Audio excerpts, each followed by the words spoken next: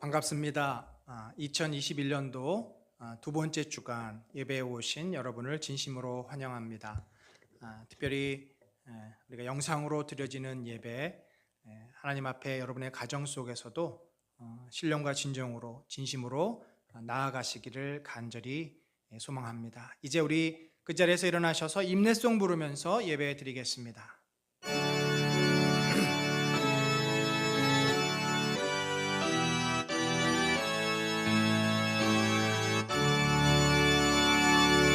하늘에 가득 찬 영광의 하나님, 온 땅에 충만한 존귀하신 하나님, 생명과 빛으로 지혜와 권능으로 언제나 우리를 지키시는 하나님, 성부와 성자와 성령 삼위의 하나님, 우리 예배를 받아주시옵소서.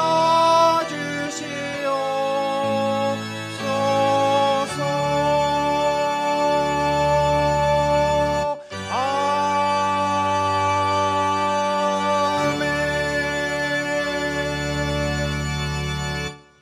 한 주간을 돌아보시면서 참회 기도 주님께 올리겠습니다.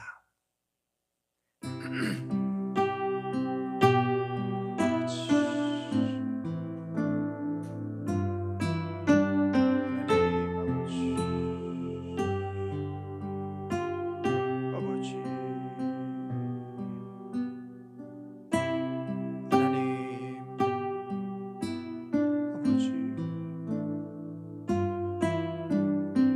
주님,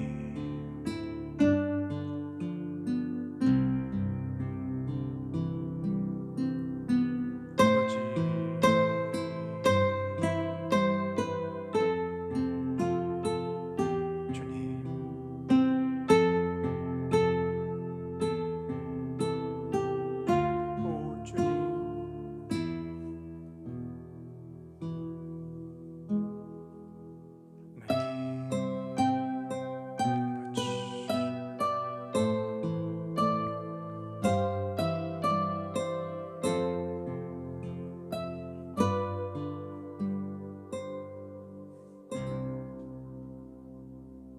하나님 아버지, 하나님의 이름과 그 영광 앞에 사랑하는 주의 백성들이 함께 모여 예배를 드립니다.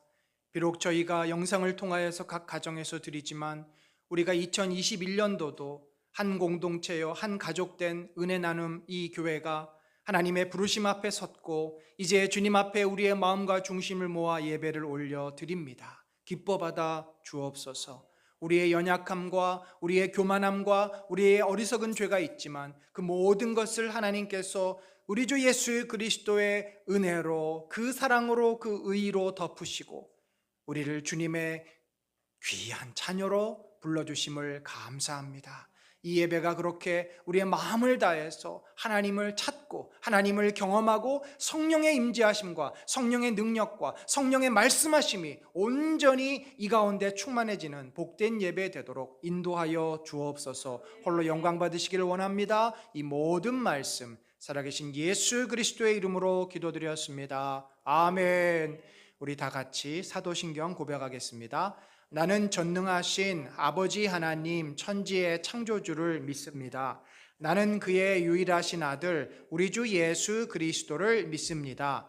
그는 성령으로 잉태되어 동정녀 마리아에게서 나시고 본디오 빌라도에게 고난을 받아 십자가에서 죽으시고 장사된 지 사흘 만에 죽은 자 가운데서 다시 살아나셨으며 하늘에 오르시어 전능하신 아버지 하나님 우편에 앉아 계시다가 거기로부터 살아있는 자와 죽은 자를 심판하러 오십니다.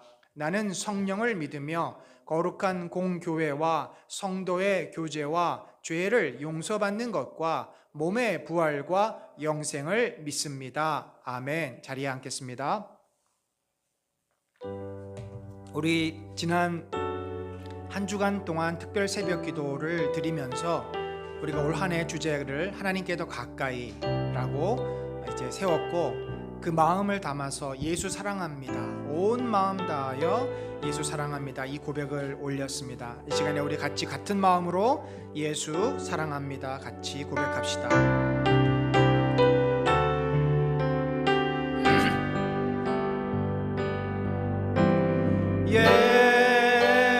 예수 사랑합니다.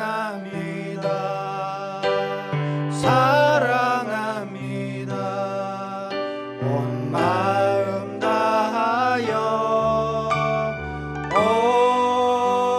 오직 주님 한 분만 간절히 더 원합니다. 예수 사랑합니다. 예수 사랑합니다. 사랑합니다. 온 마음 다하여 오직 주님 한 분만 간절히 더 원합니다. 넘쳐나네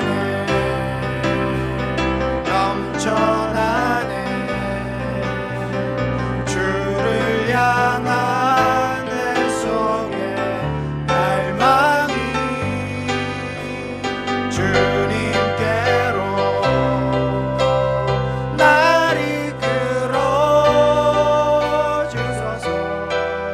주님을 더 원합니다. 예수 사랑합니다. 예수 사랑합니다.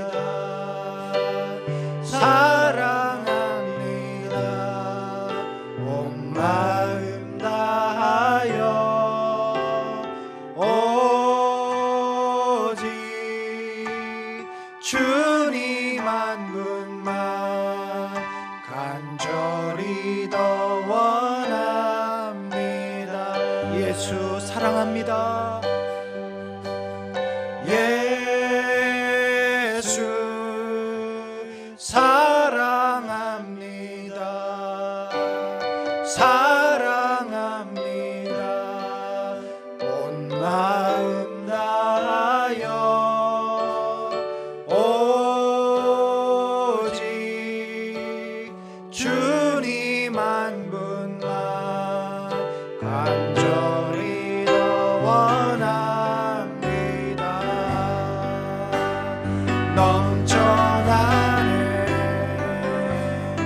넘쳐나네 주를 향한 내 속에 갈망이 주님께로 날 이끌어 주소서. 주님을 더 원합니다. 넘쳐나네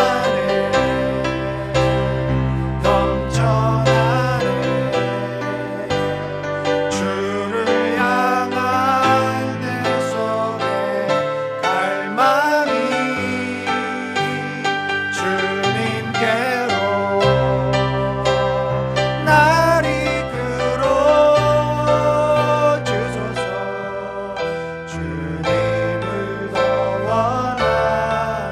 넘쳐나네 주를 향한 내 속에 갈망이 주님께로 날 이끌어 주소서.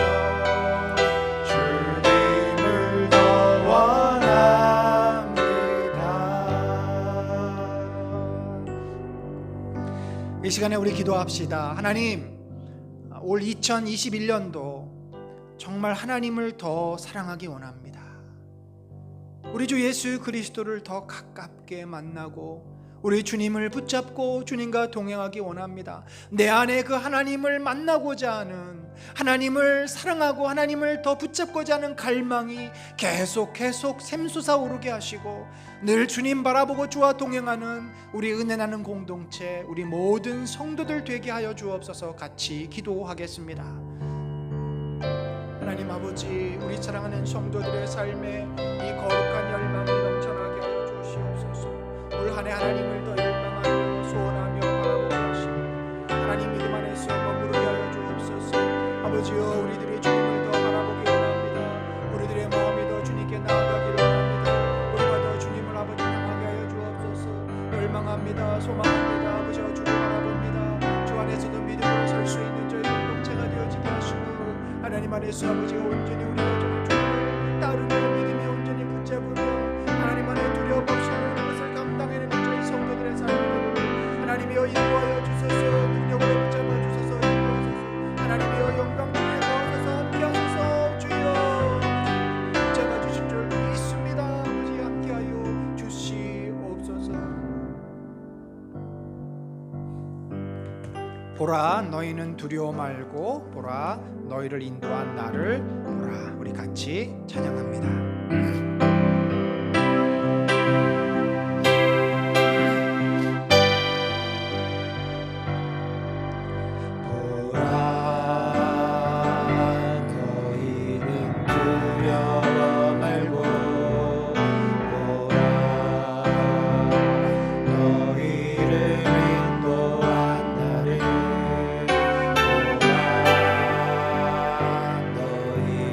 지치지 말고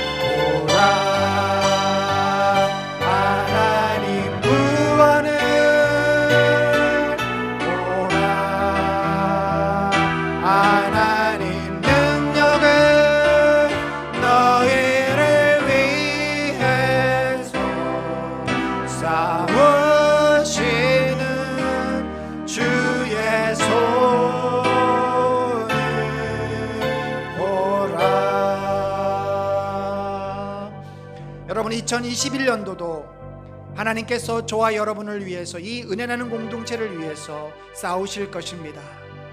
코로나를 위해서 우리를 보호하시고 지키시고 인도하실 것입니다. 우리를 힘들게 하는 수많은 문제들, 병마와 싸워서 우리를 강건케 하실 것입니다. 사탄의 세력 앞에서 우리를 보호하시고 지켜주실 것입니다. 우리가 그 주님의 능력의 오른손을 바라봅시다. 주께서 우리를 지켜주시고 인도하시고 이 어려운 시대를 믿음으로 살도록 인도하십니다.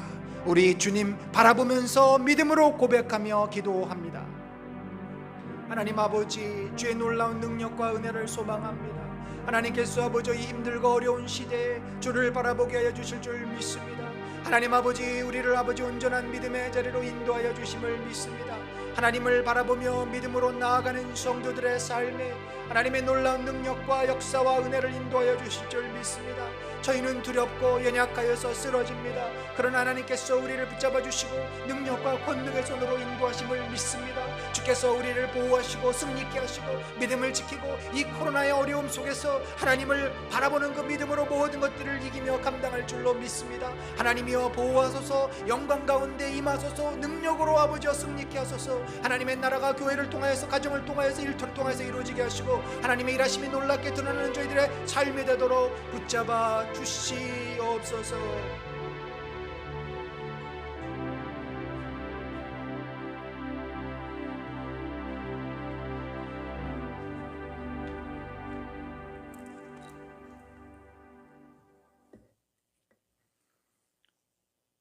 사랑의 하나님 아버지, 마음대로 모일 수 없는 코로나 사태 속에서도 하나님을 보고 싶고 하나님을 사랑하는 마음으로 각 처소에서 예배드리러 나아왔습니다.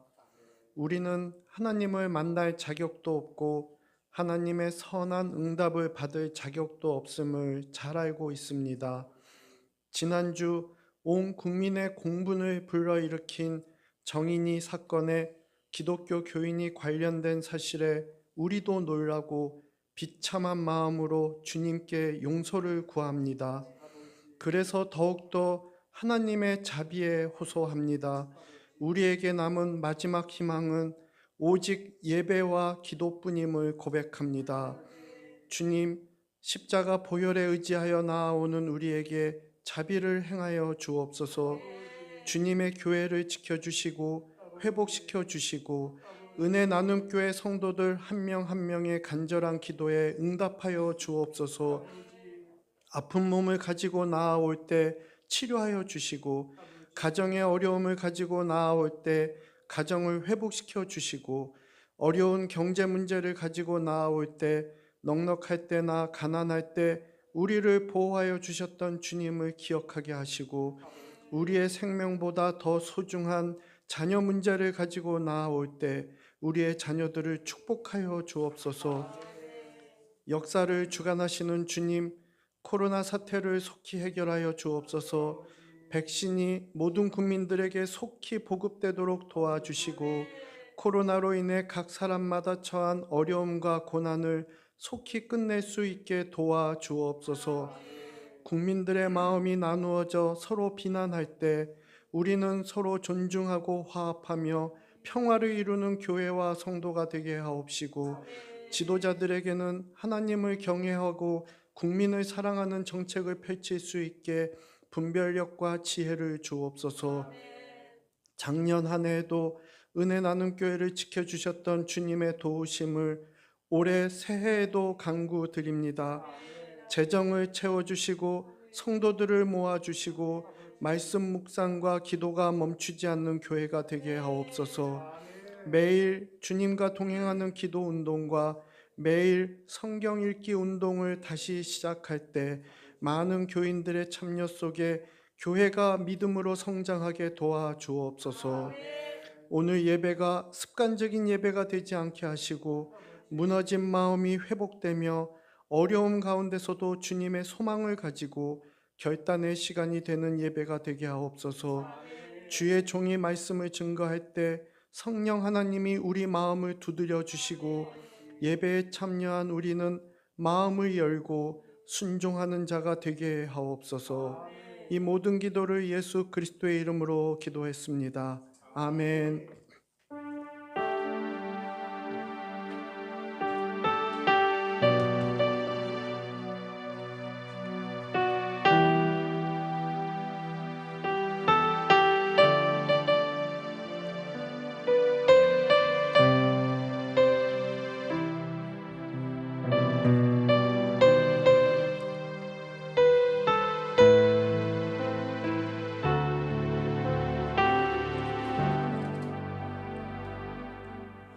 이제 우리 그 자리에서 일어나셔서 헌금 봉헌하겠습니다.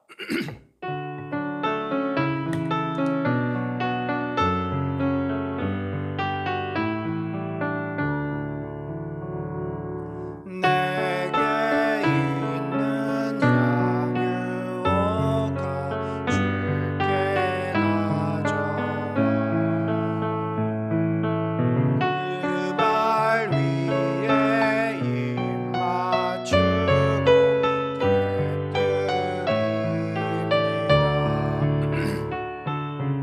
나를 위해 험한 산길 오르신 예수 걸음마다 크신 사랑 새겨놓았네.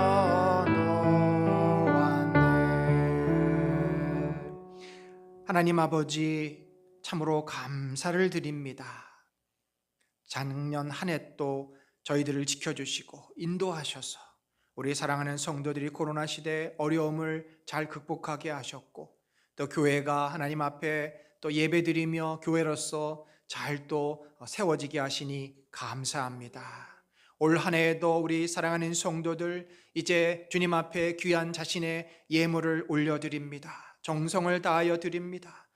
참 나에게 주신 것임을 알고 감사하며 기뻐하며 주께 드렸사오니 저들의 예물을 축복하여 주시고, 우리가 더 주님 앞에 진정으로 믿음으로 드림으로 하나님께서 부어주시는 그 놀라운 축복과 은혜를 마음껏 누리는 복된 성도들의 한 해가 되도록 인도하여 주옵소서. 저들의 마음의 소원을 주님 기억하여 주소서. 저들의 가정의 문제와 형편과 특별히 일터의 어려움들을 기억하시고 하나님께 간구할 때 주께서 응답하시며 하나님께서 일하여 주옵소서. 형통케 하시는 은혜가 우리 사랑하는 성도들의 가정과 일터에 또 그 자녀들을 위해 함께 하시기를 간절히 소망하오며 예수 그리스도의 이름으로 기도드렸습니다. 아멘. 자리에 앉겠습니다.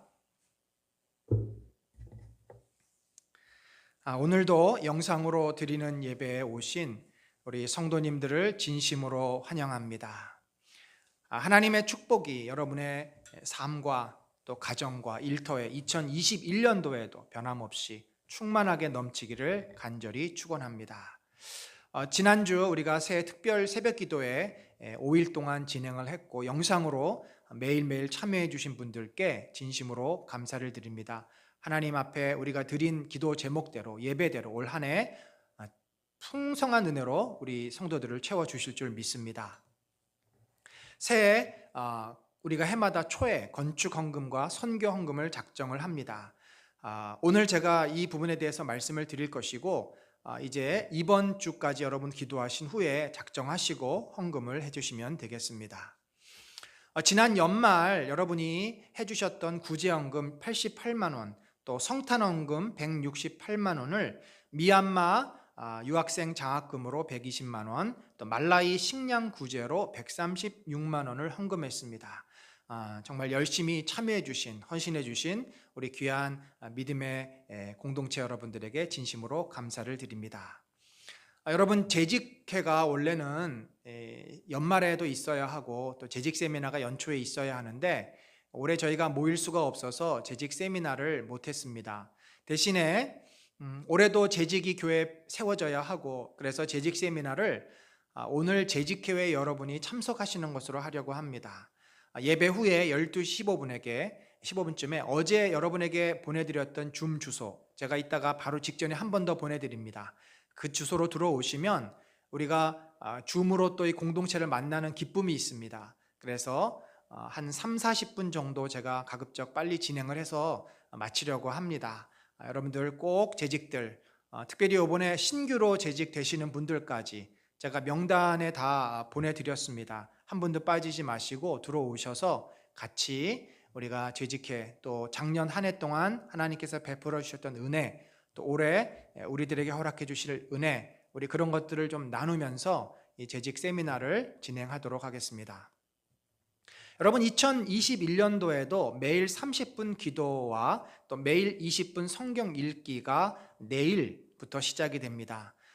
이 매일 30분 기도는 작년에는 저희가 선한 목자교회 것을 갖다가 2번 이렇게 활용했는데, 올해는 그에 못지않는 퀄리티로 저희들이 직접 제작을 했습니다.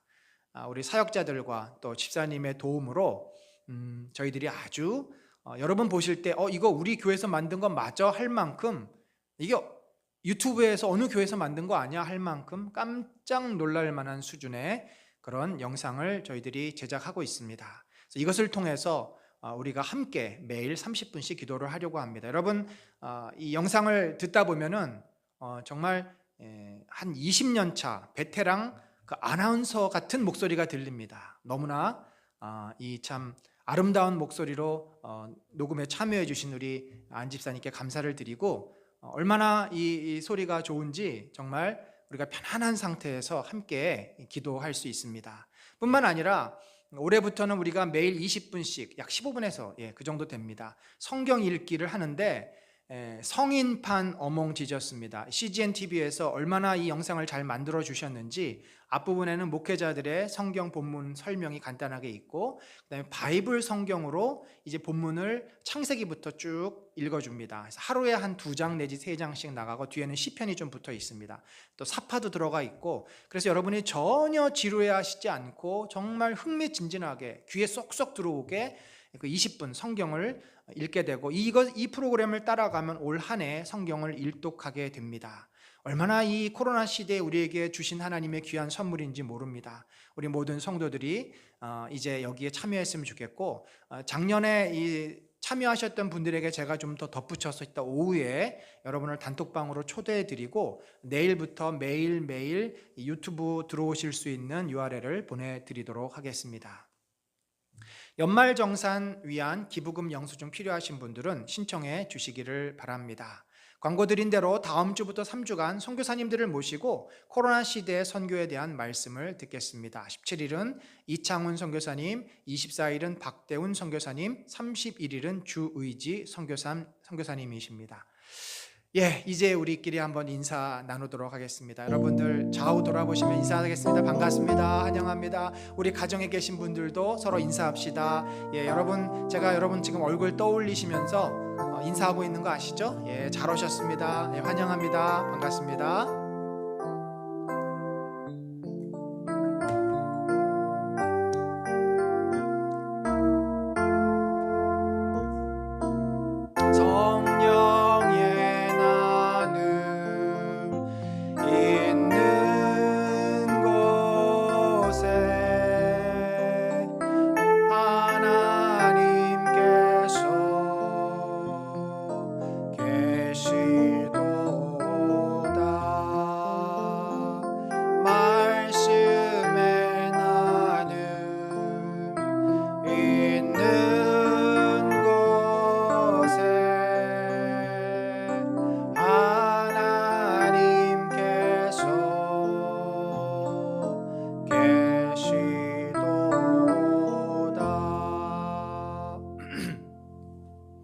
오늘 우리에게 주실 하나님 말씀을 같이 나눕시다. 성경에서 가장 소중한 말씀이라는 제목으로 마태복음 22장 36절로 40절 같이 교독하도록 하겠습니다. 선생님, 율법 중에서 어느 계명이 크니까? 예수께서 이르시되 내 마음을 다하고 목숨을 다하고 뜻을 다하여 주 너의 하나님을 사랑하라 하셨으니 이것이 크고 첫째 되는 계명이요.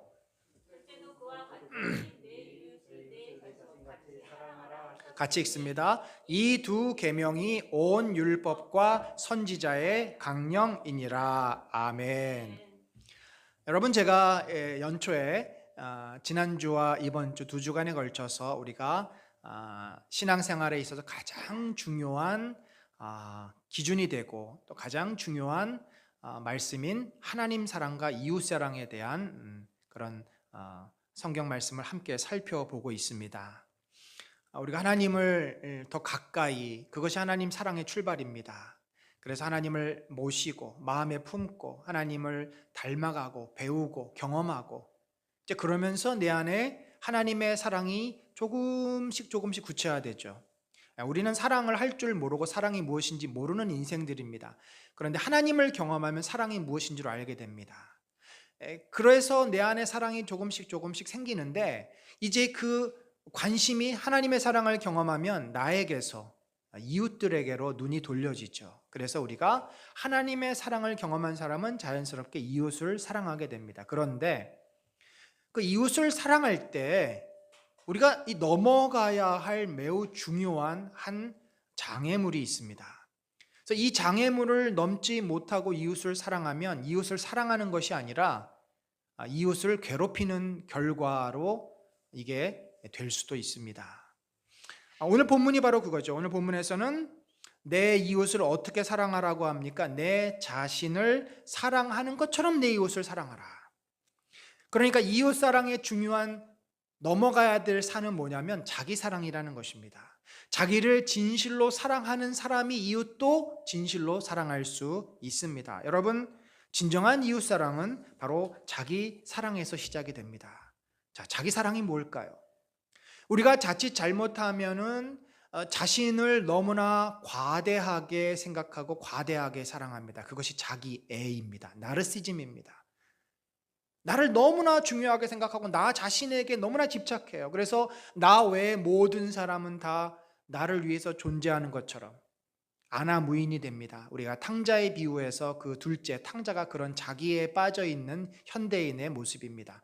그러니까 아버지를 아버지로 존중하지 못하는 겁니다. 아버지도 나에게 유산 물려줄 대상밖에 되지 않습니다. 오늘날 일어나는 모든 살인, 사건, 사기 다 이것이 상대방을 하나의 대상으로 생각하기 때문입니다. 반대로 자신에 대해서 미워하고 자신을 존중하지 못하고 자신을 용납하지 못하는 사람은 깊은 열등감에 빠집니다. 이런 사람들은 그 열등감을 채우기 위해서 굉장한 인정 욕구에 매달립니다. 뭔가 나의 이 허전하고 허무한 내 마음, 비어있는 마음을, 부족감을 채우려고 인생을 너무나 열심히 살고 증명하려고 하고, 그래서 내 주변 사람들이 실제로 안 보입니다. 나를 증명해내는, 나의 명예를 세우고 내가 인정받는 일만 내 눈에 보이지 주변 사람들이 보이지 않습니다.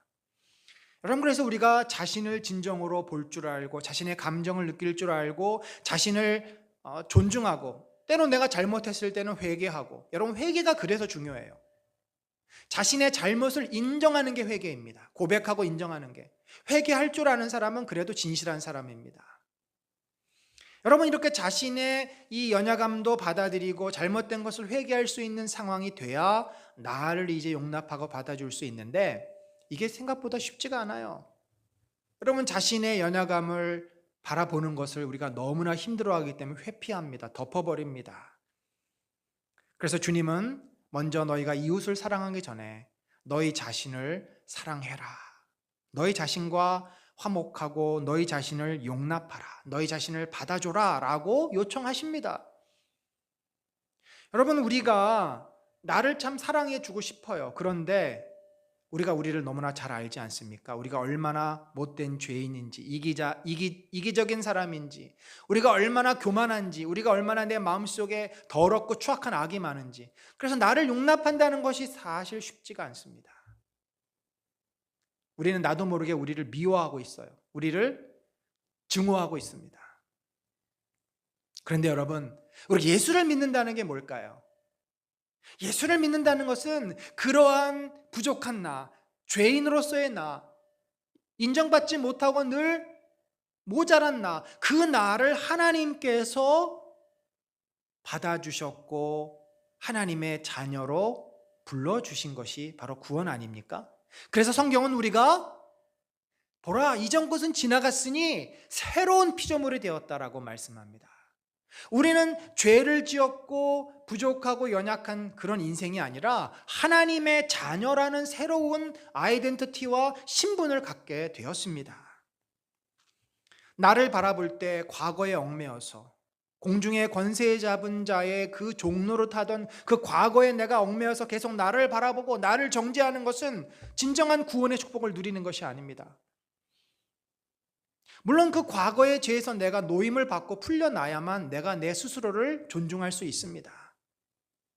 그래서 이것은 동시에 가는 거예요. 내 신분이 바뀌었지만 내 삶의 구체적인 모습도 바뀌어야 됩니다. 더 이상 우리가 죄를 안 져야 돼요. 여전히 죄 가운데 있으면서 내가 구원받았다? 그 구원의 진정성을 우리는 의심할 수밖에 없습니다. 여러분, 우리가 진정으로 내 존재가 변화된 것을 확신하고 그 확신 속에서 하나님의 사랑을 깊게 경험하려면 모두 다 이 탕자에 돌아온 회개의 경험을 해야 합니다. 정도는 다를 수 있어요. 그러나 우리가 탕자처럼 자신이 진정으로 죄인임을, 내가 아버지를 사람 취급하지 않았었구나, 내가 하나님을 하나님으로 존중하지 않았었고 하나님을 내 도깨비 방망이로 생각했구나, 내가 얼마나 교만하고 어리석은 죄인이었나 깨닫고 고백하고 자기가 아무것도 아니라는 것을 인정하고 돌아왔을 때, 그때 비로소 우리는 하나님의 사랑을 입은 자라는 내 정체성을 내가 확신하게 되는 겁니다. 그때 은혜라는 것이 무엇인지를 알아요. 그 나를 바라볼 때 나는 누구입니까? 죄인으로서의 나, 과거의 못난 나가 아니라 하나님으로부터 용서받은 나, 하나님의 사랑을 회복한 나, 하나님의 은혜 가운데 있는 나, 새로운 내가 된 것입니다.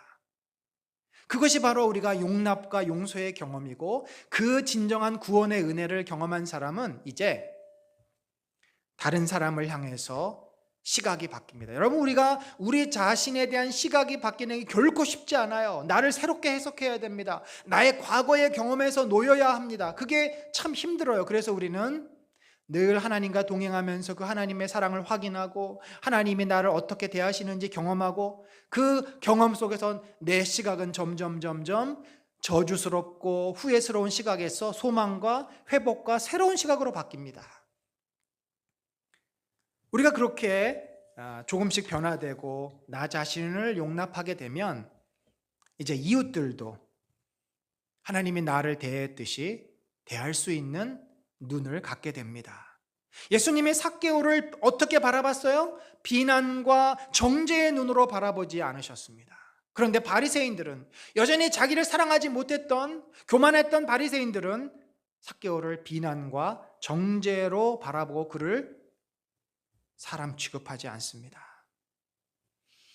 여러분, 우리도 우리 주변 사람들에 대해서 어떤 시각으로 바라보고 있습니까? 내가 하나님의 사랑을 경험하고 그 가운데 그 은혜를 누리고 있으면 우리는 그들을 그런 눈으로 바라봅니다. 그러나 내가 여전히 하나님의 사랑을 아직도 잘 모르겠고 아직도 나에 대해서 부정적인 생각, 교만한 생각이 가득 차다면 우리는 다른 사람들도 그런 시각으로 바라보게 됩니다.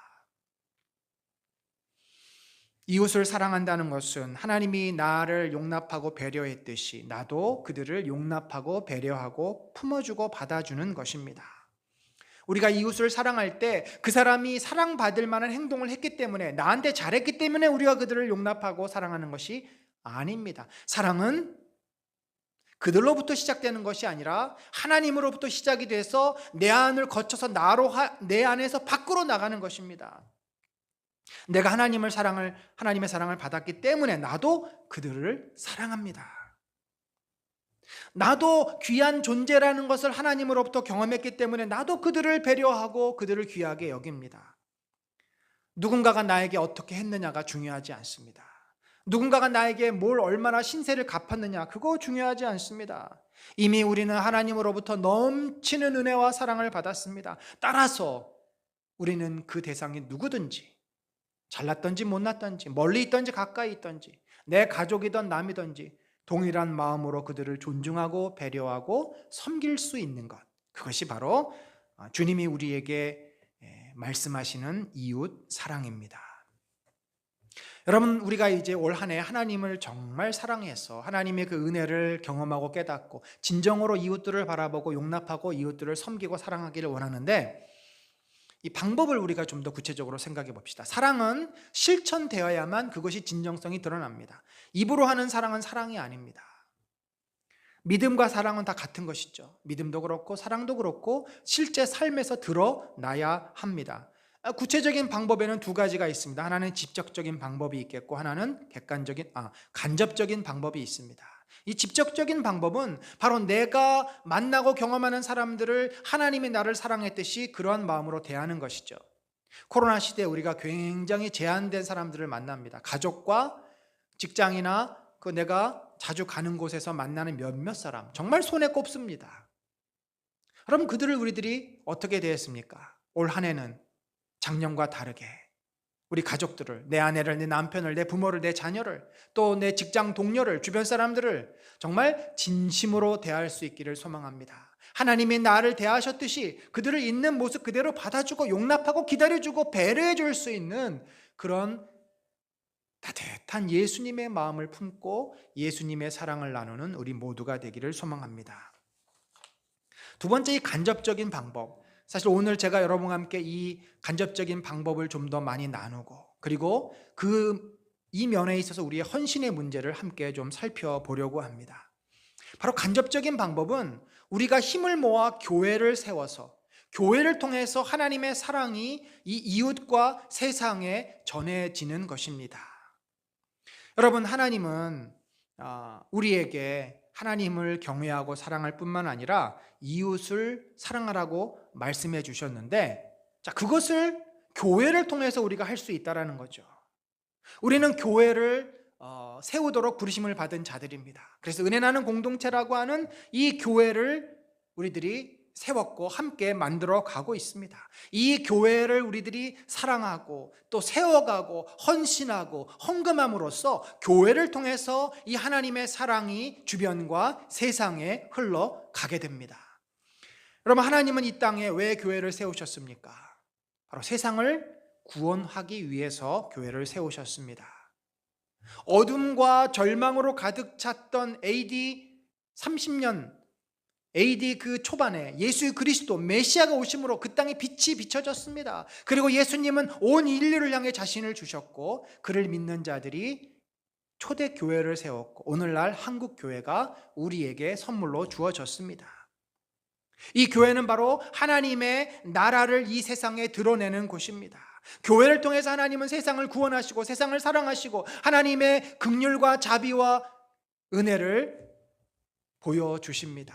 그런데 오늘날 한국교회가 그 사명과 역할을 다 감당하지 못해서 세상에 빛이 아니라 어둠이 되었고 세상에 민폐거리가 된 이 현실을 우리들이 보고 있지 않습니까? 저는 다른 교회가 어떠했든지 그것은 또 그들의 문제고 그들이 고민할 문제라고 봅니다. 그러면 우리 은혜 나는 공동체, 우리 함께 불러서 세운 이 은혜 나는 공동체가 올 한 해 그리고 앞으로 어떻게 해야 되겠냐는 거죠. 진정으로 주님이 이 땅에 우리를 세우신 목적대로 세상에 빛이 되고 세상에 소금이 되고 세상에 사랑이 되어야 됩니다. 세상 사람들은 더 이상 우리의 소리에 귀를 기울이지 않습니다. 우리가 어떻게 사느냐, 어떻게 행동하느냐를 봅니다. 그런 면에서 저와 여러분은 앞으로 가면 갈수록 더 이 은혜 나는 교회가 이웃을 섬기고 사랑하고 구체적으로 선교하고 드러내는 교회가 돼야 합니다. 그것이 하나님 뜻이고 세상 사람들이 그것을 통해서 교회라는 것이 무엇인지를 알게 되고 그것이 빛이고 그것이 소금입니다.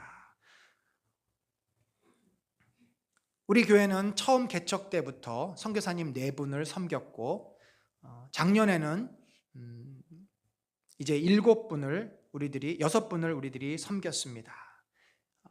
그러면서 올 한 해는 더 많은 선교사님들과 더 많은 곳을 섬기기를 원합니다. 작년에는 저희 교회 예산의 약 8%인 1,300만 원을 우리들이 선교와 구제를 위해서 썼습니다. 정말 10%가 넘어가고 20%까지 계속해서 우리 예산을 정말 이웃을 위해서 주의 복음을 위해서 하나님 나라를 위해서 쓰기를 소망합니다. 여러분, 저희가 예산이 넉넉해서 남아서 그런 것이 아닙니다. 사실 저희는 자립이 아직 안 된 교회입니다. 작년만 해도 많은 부분을 도움을 받아서 교회가 운영이 됐습니다. 그러면 누가 그렇게 생각할 것입니다. 아니, 남을 줄 게 아니라 자기들 문제 해결해야 되겠구만. 사실 그렇습니다. 연말에 저희가 지출이 참 많습니다. 그렇지만 우리를 위해서보다 하나님 앞에 우리가 정말 더 필요한 이웃들을 생각하면서, 밥을 굶는 사람들을 생각하면서, 우리가 미얀마 유학생을 위해서, 또 말라위 사람들을 위해서 여러분 얼마나 마음을 다해서 헌금하셨습니까? 우리에게 그런 축복을 주님이 주셨습니다. 저는 우리 교회가 계속해서 건강한 교회로 세워지고 성장하기를 원합니다. 우리가 그렇게 더 많은 사랑을 베풀려면 우리가 더 강해져야 돼요. 우리의 믿음이 자라야 돼요. 우리가 더 하나님을 사랑하는 마음이 충만해져야 됩니다. 나를 사랑하고 믿음이 없이는 하나님 앞에 우리를 드릴 수가 없습니다. 교회는 그렇게 자라감으로써 세상에서 빛이 되고 소금이 되는 곳입니다. 사랑하는 성도 여러분, 올 한 해 저는 여러분이 진심으로 교회를 사랑하고 교회를 위해서 헌신하시기를 간절히 바랍니다. 그것은 곧 하나님이 우리에게 주신 사랑을 구체적으로 표현하는 일입니다. 그것은 하나님이 우리에게 명령하신 이웃을 구체적으로 표현하는 일입니다.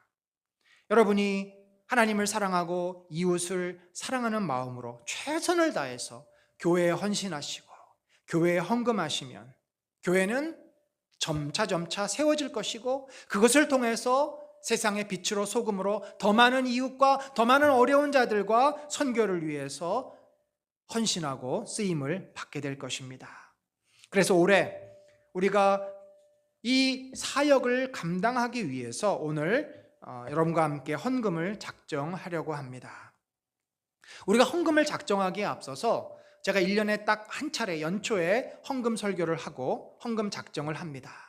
이때 꼭 기억해야 될 것이 있습니다. 헌금은 중요한 원리가 있습니다. 이 원리를 따라 헌금을 하지 않으면 헌금이라 할 수가 없습니다. 첫 번째 원리는 바로 헌금은 하나님께 드린다 하는 것입니다. 여러분, 헌금은 사람에게 하는 것이 아니에요. 목사에게 하는 것이 아니에요. 다른 사람들 눈 때문에 내가 어쩔 수 없이 헌금하는 게 헌금 아닙니다. 돈이 남아서 하는 것도 헌금이 아닙니다. 헌금은 하나님께서 우리를 구원하셨고, 우리를 구원한 하나님이 우리 만물의 창조주요 만물을 통치하시는 만왕의 왕이심을 고백하면서 하나님 앞에 헌금을 드립니다. 구약의 이스라엘 백성이 하나님 앞에 나올 때 빈손으로 오지 않았습니다. 제물을 드렸습니다. 자신의 죄를 용서받기 위해서 제물을 드렸고, 감사해서 제물을 드렸고, 헌신의 의미로 제물을 드렸고, 그래서 하나님은 그 제물을 기뻐 받으셨습니다. 여러분, 그래서 우리가 하나님 앞에 나올 때는 자원하는 심령으로 최선을 다해서 하나님께 드려야 합니다. 우리가 쓸 것 다 쓰고 남은 것으로 헌금하는 것, 마치 그것은 하나님께 찬밥을 드리는 것과 마찬가지입니다. 여러분 부모님에게 찬밥 드리겠습니까? 여러분에게 귀한 손님이 오시면 찬밥 내어 드리겠습니까? 헌금은 제일 중요한 게 정성입니다. 마음입니다. 액수라든지 그 내용이 중요한 게 아니라 가장 중요한 것은 마음과 태도예요. 여러분, 그래서 우리는 하나님께서 우리를 구원해 주신, 우리를 사랑해 주시는 그 은혜에 감사하면서 우리가 더 주님의 은혜를 더 누리기를 원하고, 또 주님의 뜻을 같이 이루기를 원합니다라는 헌신의 마음으로 우리가 이 헌금을 드려야 합니다. 여러분, 인색하고 억지로 드리는 헌금은 절대 하나님께서 기뻐 받지 않으십니다. 물론 여러분이 교회 헌금하시면 연말 정산에는 다 포함이 됩니다만, 만약에 정성을 다해서 자원하는 마음으로 기쁨으로 드리지 않는다면, 정성이 빠진 헌금이라면 하나님께서 하늘 곳간에 쌓으실지 모르겠습니다. 여러분, 우리가 한번 11조를 예를 들어 봅시다. 이 11조라는 헌금은 교회에서 가장 중요한 헌금이고, 성경에서도 여러 차례 하나님께서 성도들에게 반드시 하나님께 10분의 1을 바치라고 명령하신 그러한 헌금입니다. 10의 1조를 소산에 10의 1조를 바치고 초태생을 바치고, 그만큼 이 11조는 약속이 있는 헌금이요, 또 교회를 위해서도 중요한 헌금이고, 여러분의 신앙을 위해서도 매우 중요한 헌금입니다. 그런데 사실 10의 1조를 하나님 앞에 바친다는 것이 생각보다 쉽지가 않습니다. 특별히 11조를 드릴 때 그 기준이 무엇인가가 굉장히 중요하죠. 여러분, 우리가 국가에 세금을 바칠 때 그 세금을 정하는 기준이 뭡니까? 연봉입니다. 여러분이 받으시는 총 수입의 몇 프로를 우리가 세금으로 냅니다. 저는 11조도 마찬가지라고 생각합니다. 여러분이 받으시는 총 수입, 연봉의 10분의 1입니다. 그런데 우리가 만약에 인색한 마음이 들거나 우리가 좀 아까운 마음이 들면 어떻게 될까요? 남는 돈의 10의 1조를 떼든지 아니면 생활비의 10의 1조를 뗄 수가 있습니다. 저는 그것은 온전한 11조라고 생각하지 않습니다. 물론 여러분 마음속에 하나님, 그래도 이거 11조 아니에요? 제가 쓰는 돈의 10분의 1인데 11조 맞잖아요. 만약에 그렇게 생각하신다면 적어도 여러분이 이런 기도는 하고 드리셨으면 좋겠어요. 하나님, 저도 압니다. 이게 온전한 저희 소득의 10의 1조가 아니라는 거 압니다. 그렇지만 제가 아직 주님 이것밖에는 드릴 믿음이 못 돼요. 아직은 제가 다 온전한 11조 드리지 못하겠습니다. 저의 연약함을 아시는 주님, 이거라도 기뻐 받아 주옵소서. 여러분, 정말 여러분의 진심으로 그런 기도로 10의 1조를 드리신다면 하나님께서 기뻐 받으십니다. 늘 말하지만 하나님은 여러분의 마음을 보시는 거예요. 여러분의 진심을 보십니다. 솔직한 마음. 하나님, 내가 아직도 좀 이게 온전하게 드리지 못해요. 괜찮다. 너가 온전하게 너를 드릴 줄 때까지 내가 기다리겠다. 그게 하나님의 넓은 마음입니다. 사랑하는 성도 여러분, 우리가 하나님께 헌금을 진실되게 정성껏 드려야 하나님이 받으십니다. 두 번째는 헌금은 절대적으로 믿음으로 드려야 합니다. 여러분, 믿음으로 드린다는 말이 무슨 말일까요? 첫 번째, 헌금을 믿음으로 드린다는 말은 여호와 하나님께서, 내가 헌금을 드리는 그 하나님께서 저의 주님이시요 저의 구세주이십니다 라는 고백입니다. 여러분, 세상에 많은 사람들은 누가 그들의 주님이고 누가 그들의 신입니까? 바로 돈이 그들의 신입니다. 물질이 그들의 우상입니다. 거기에서 저는 세상 사람들과 하나님의 백성과 큰 차이가 난다고 생각합니다. 여전히 우리가 믿음이 흔들릴 때는 언제입니까? 돈이 나의 하나님인 것처럼 착각할 때 우리의 믿음은 흔들립니다. 우리는 하나님을 믿지 않습니다. 그냥 돈을 붙잡습니다. 따라서 이 헌금이라고 하는 것은 내가 진정으로 하나님을 나의 하나님으로 고백하고 나를 보호하시고 지키시고 인도하시는 나를 구원하신 만왕의 왕, 결국 우리가 주님께로 돌아갈 것인데 나를 구원해 주시고 영생을 주시는 그 하나님임을 고백하는 믿음, 그 믿음의 증표가 바로 헌금입니다. 따라서 우리가 그렇게 하나님을 믿고 신뢰함으로 드릴 때 주님이 기뻐 받으십니다. 두 번째, 이 믿음으로 헌금한다는 것은 우리가 너무나 이 소중한 사실은 재물 아닙니까? 여러분이 애쓰고 수고하고 정말 피땀 흘려서 번 돈이고 또 우리가 얼마나 많은 필요들이 있어요. 이것도 써야 되고 저것도 해야 되고 할 게 너무나 많습니다.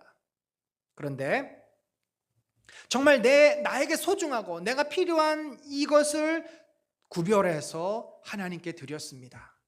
하나님, 이제 제가 주님을 위해서 저를 드렸는데 주께서 약속대로 제 삶을 책임지시고 인도해 주십시오. 하나님은 그렇게 약속하셨습니다. 우리가 하나님을 위해서 11조를 하고 우리가 하나님을 위해서 헌금을 하면은 하나님께서 우리를 하나님의 백성으로 책임지신다고 약속하셨습니다. 하나님은 반드시 그 믿음대로 우리를 책임지십니다. 사실 하나님은 우리를 축복하기를 원하세요. 풍성한 은혜도 주시고 물질도 풍성히 주기를 원하십니다. 그런데 우리가 마음의 준비가 되어 있지 않습니다. 여러분, 아직 믿음이 없는 자에게 하나님이 축복하시면 그 축복은 저주가 됩니다. 이 물질을 하나님의 뜻대로 순종하며 쓸 줄 모르는 나의 욕심과 나의 탐심으로 물질을 붙잡고 있는 사람에게 갑자기 큰 돈이 생기면 그 돈은 오히려 하나님께 다가서지 못하도록 막는, 하나님을 멀어지게 하는 그러한 문제거리가 될 수도 있습니다. 그래서 하나님을 신뢰하고 하나님께 나를 드릴 수 있는 자를 하나님은 더 축복하시는 것입니다.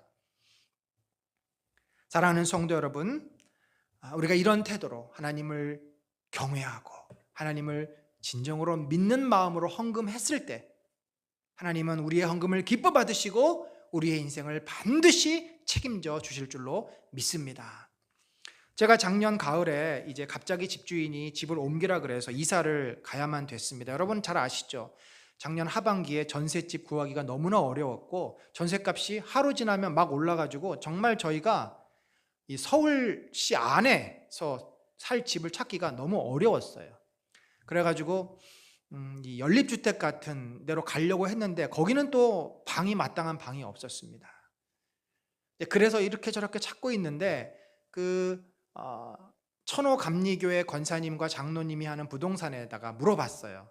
이제 거기가 기독교인이 운영하시는 것 같아서 여쭤봤는데 처음에 전월세죠. 전월세를 말씀하시는데 너무 액수가 이 전세로 해야 될 액수가 너무나 커서 엄두가 안 났습니다. 아유 어렵겠어요. 다시 전화가 왔어요. 뭐라 그러셨냐면 자신이 주인에게 잘 얘기해서 5천만 원을 깎았다는 겁니다. 여러분 기억하실 거예요. 그때 10월, 9월, 10월 하루 지나면 막 5천 오르고 1억 오르고 이렇게 막 전셋값이 눈덩이처럼 불어나는 때 깎는 게 말이 됩니까? 있을 수 없는 일이었습니다. 깜짝 놀랐습니다. 아 그래요?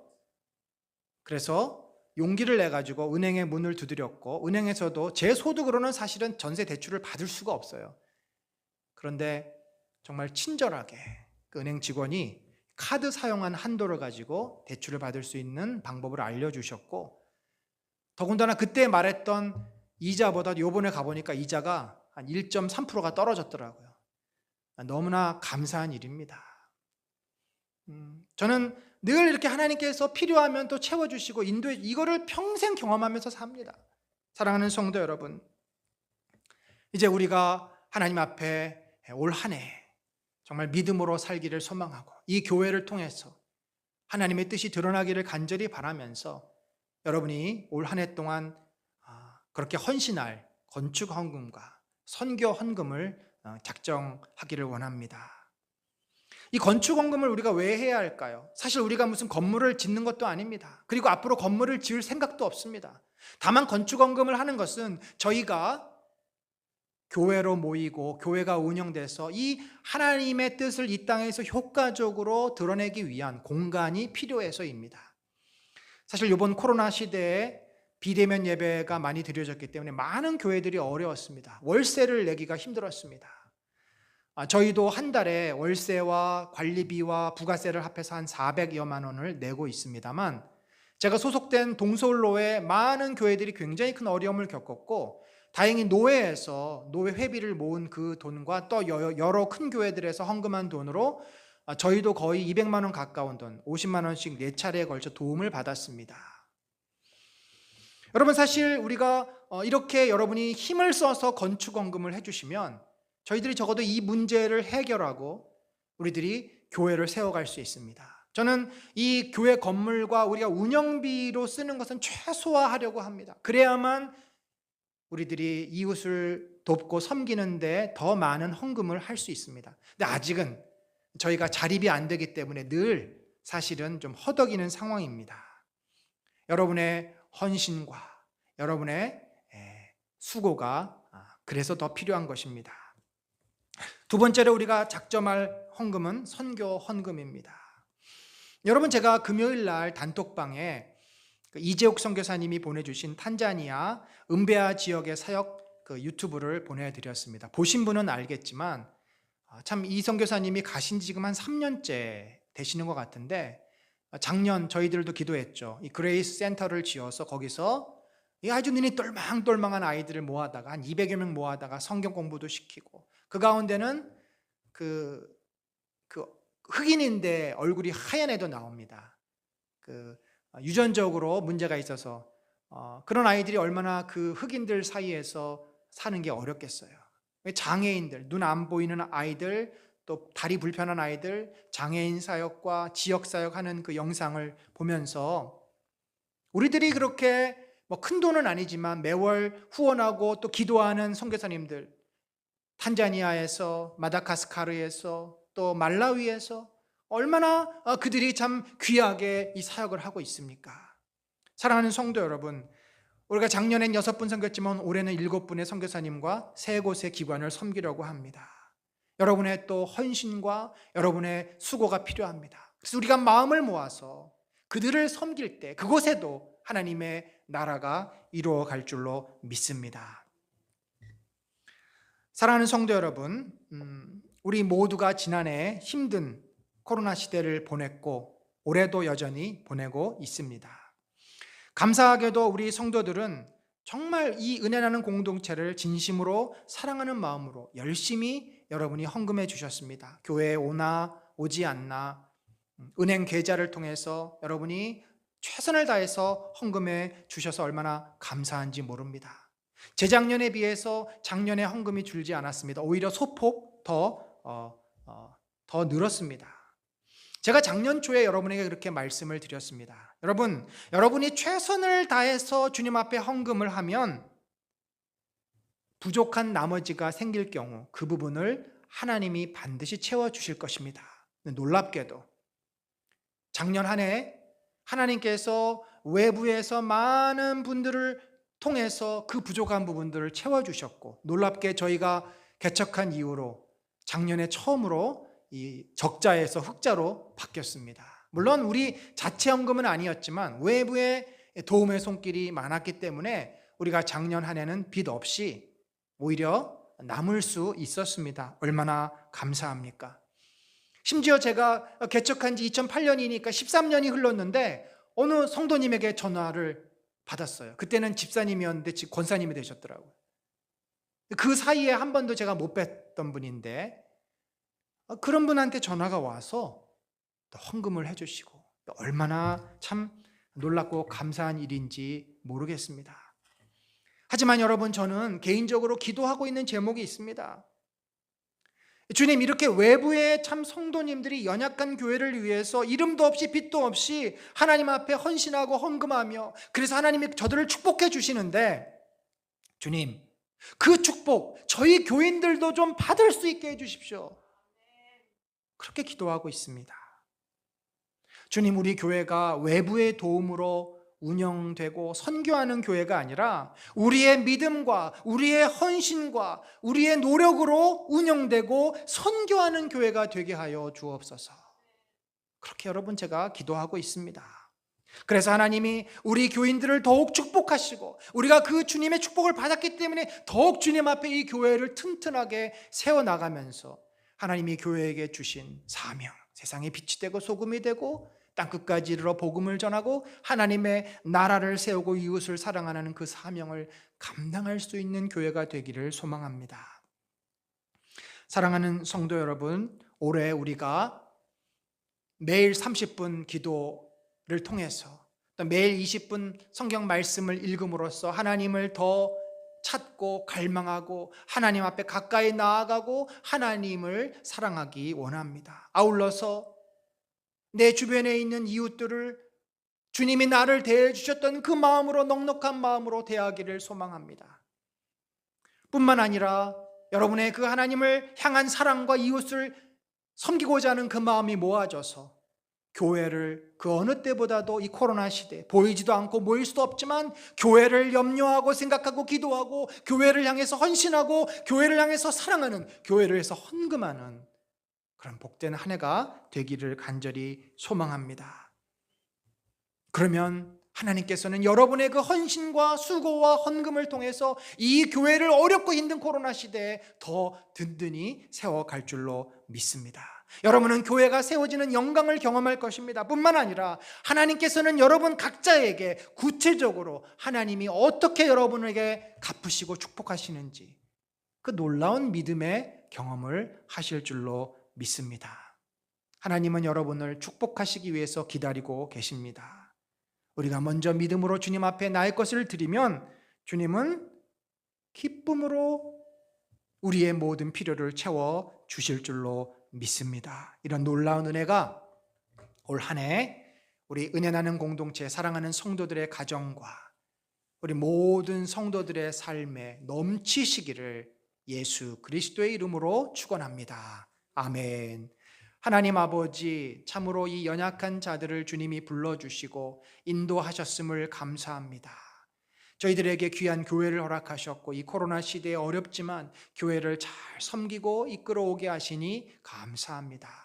올 한 해도 우리가 여전히 코로나 시대에서 예배를 드리고 또 이렇게 아직도 모이지 못하고 있습니다. 하나님, 그러나 주님이 교회를 향해서 주신 사명을 감당하길 원합니다. 세상에 빛이 되고 소금이 되고 이웃을 사랑하라고 하신 이 사명을 우리가 교회를 통해서 온전하게 이룰 수 있도록 주여, 우리가 교회를 사랑하고 교회를 위해서 나의 것을 드릴 줄 알고 헌신하며 헌금할 수 있는 복된 마음을 허락하여 주시옵소서. 11조로 건축헌금으로 선교헌금으로 작정하며 주 앞에 드리길 원하오니 사랑하는 성도들의 그 마음을 만져주셔서 정말 기쁨으로 자원하는 심령으로 믿음으로 드린 자마다 주께서 갚아주시고 역사하셔서 우리의 인생이 하나님의 은혜 가운데 사는 복된 삶이 되도록 축복하여 주시옵소서.